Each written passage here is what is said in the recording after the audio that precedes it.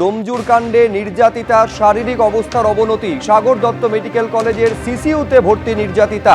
এই খড়দার নির্যাতিতাকে আপনারা জানেন ডোমজুরে নিয়ে যাওয়া হয়েছিল, 6 মাস আটকে রেখে অকথ্য নির্যাতন তার উপরে চালানো হয়।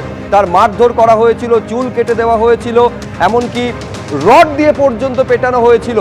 পর্নোগ্রাফিতে নামার জন্য চাপ দেওয়া হয়েছিল, তাতে অস্বীকার করায় বার ডান্সারের পর্যন্ত কাজ করতে বলা হয়েছিল, কিন্তু তাতে রাজি না হওয়ায় অকথ্য নির্যাতন চালানো হতো। এই মুহূর্তে তার শারীরিক অবস্থার অবনতি হয়েছে বলে জানা যাচ্ছে।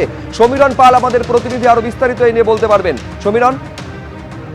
শুভজিৎ, তার শারীরিক অবস্থা অবনতি হয়েছে গতকাল রাতে এবং সেই কারণে তাকে সার্জিক্যাল ওয়ার্ড থেকে গতকাল বেশ কিছু স্বাস্থ্য পরীক্ষার রিপোর্ট এসে পৌঁছেছে এবং সেই রিপোর্ট সন্তোষজনক নয়, এমনটাই পরিবার সূত্রে জানানো হয়েছে।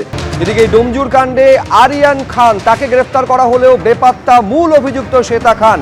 আপনারা জেনে থাকবেন যে খড়দার নির্যাতিতা এবং তার মা এই অভিযোগ করেছিলেন যে মূল নির্যাতন, সবথেকে বেশি অত্যাচার শ্বেতা খান চালিয়েছিলেন। সেই শ্বেতা খানকে এখনো পর্যন্ত ধরতে পারেনি পুলিশ। আরিয়ান খান, যাকে এই ঘটনায় গ্রেফতার করা হয়েছে, তাকেও কোর্টে ফরওয়ার্ড করা হয়েছে। পুলিশ আধিকারিকরা পিসি প্রেয়ার করবেন। তাকে অ্যারেস্ট করা হয়েছে গলফ গ্রিন এলাকার কর বাগান থেকে এবং এই মাইনরকে ইন্টারসেপ্ট করা হয়েছে নরেন্দ্রপুর এলাকা থেকে, এমনটাই হাওড়া সিটি পুলিশের ডেপুটি কমিশনার সুরিন্দর সিং জানাচ্ছেন। এবং তোমাকে আরও যেটা জানাই যে এই ঘটনায় মূল অভিযুক্ত শ্বেতা খান, সে এখনো পর্যন্ত পলাতক অবস্থায় রয়েছে। এদের বিরুদ্ধে অ্যাটেম্প টু মার্ডার মতো সেকশন রয়েছে, গ্রিভিয়াস হার্ট রয়েছে, আউটরেজ অফ মডেস্টি রয়েছে। গ্রিভিয়াস হার্ট মানে গুরুতর আঘাত, অ্যাটেম্প টু মার্ডার মানে খুনের চেষ্টা, এবং আউটরেজ অফ মডেস্টি মানে শ্লীলতাহানির মতো সেকশন রয়েছে। জামিন অযোগ্য ধারা রয়েছে। ঘটনায় 2 জন গ্রেফতার হয়েছেন।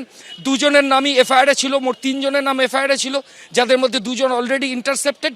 মূল অভিযুক্ত আরিয়ান খান, মূল অভিযুক্ত শ্বেতা খান, তিনি এখনো পর্যন্ত পলাতক অবস্থায় রয়েছেন। পুলিশ আধিকারিকরা বলছেন গত 7 তারিখ রাতে মা এবং ছেলে দুটো ডিরেকশনে আলাদা আলাদাভাবে অ্যাবসকন্ড হন।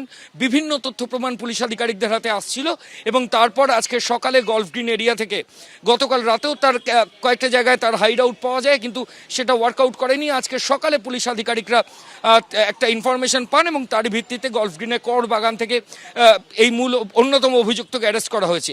মূল অভিযুক্ত কোথায় রয়েছেন সেটা তার ছেলে আরিয়ান খান। তাকে জিজ্ঞাসাবাদ করে পুলিশ আধিকারিকরা জানার চেষ্টা করবেন এবং মাইনরকে কেন ডিটেন করা হলো বা তাকে কেন পাকড়াও করা হলো, তদন্তকারী আধিকারিকরা বলছেন ওই মহিলা, খড়দার নির্যাতিতা মহিলা অভিযোগকারিনী, যিনি আপাতত আইসিইউতে রয়েছেন, তাকে নির্যাতনের ক্ষেত্রে ওই মাইনরেরও সরাসরি ইনভলভমেন্ট রয়েছে।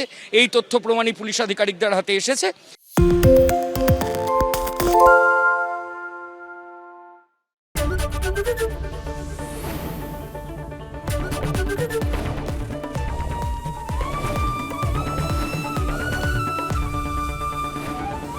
এবিপি আনন্দ, এগিয়ে থাকে, এগিয়ে রাখে।